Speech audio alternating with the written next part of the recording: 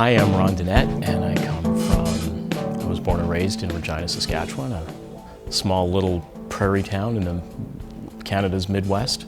I think it's almost every drummer's natural inclination to go, oh, what can I do to improve this? And I think that's where things basically started. It's interesting because I see a lot of products coming out that are, we call it in the industry a solution to a problem that doesn't exist. Change for the sake of change. And I guess that's part of the industry. It sort of started when I went to Australia with my wife, and I took a mountain bike with me. One day when I was there, it was a bar end, a little handlebar end. It came loose and fell off and hit the concrete. It was like that. The sound struck me as like, wow, and then when I picked it up, the weight was like, wow, what is this? And I looked and it was like, wow, that's really thin. I was thinking, oh, I wonder if you could make a drum out of something like that. There were some ideas that I had from my playing days that, a lighter shell has a certain characteristic to it. When you take a drum shell and you find the magic material, which in this case is titanium, and you're able to make it that thin and still have it structurally stable, that's one thing. And that was a challenge that it was easy to overcome. It's a perfect material for that. The most important thing is, well, now that I've made it into a drum, how does it sound? And that's where my design comes into play. Very cool sonic and structural properties that have made it, in my mind, the perfect material for drums. Well, the first drum I saw of Ronn's was a titanium, and I was impressed with how much body it had for a shell that was that thin with no extra reinforcement. The titanium makes a good shell for the drum set as well. I've had this titanium kit in my shop here for a few months now, and everybody seems to like it.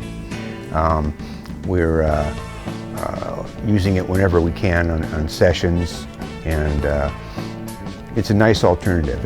It surprises most people. In 2010, he told me about this idea that he was working on where he was making titanium drums. So, of course, I had preconceived notions because titanium, metal, so I think I already know what metal drums sound like. All right, but Ron has got me hooked. I was so happy with the kit that I ended up buying my own set for me to play. And every single part of this drum set is successful because Ron is putting all of himself into it. I'm the Vice President of the Ronn Corporation.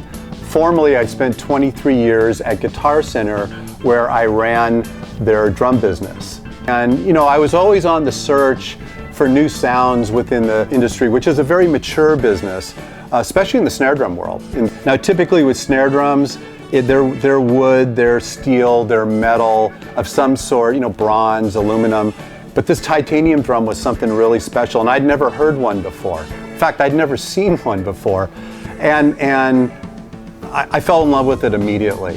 It had this tremendous tone, this great warmth, but this tremendous crack, which is really what drummers are looking for. I know I was. And I think on the spot, I think I bought all the drums that he had. So what's cool about the whole titanium drum is it really opened the door for other applications within the drum industry. Now on some of the higher end product where strength and the fact that it is as lightweight as it is, you're seeing it on some of the most popular drum pedals in the industry. It seems like it would make a very logical choice to use it for hardware, for stands and the the actual supports for the drums as well as the cymbals. Because drummers are always complaining that the hardware case is so heavy, and making it out of titanium would be a far lighter alternative. The award is truly special and unique, and it just, among all the other things that I've described it as, like a Lifetime Achievement Award, like an Emmy or an Oscar for me. And I guess, I think I'm on patent number 9 or 10, and I'm looking at how old I am, and I'm thinking, I don't know.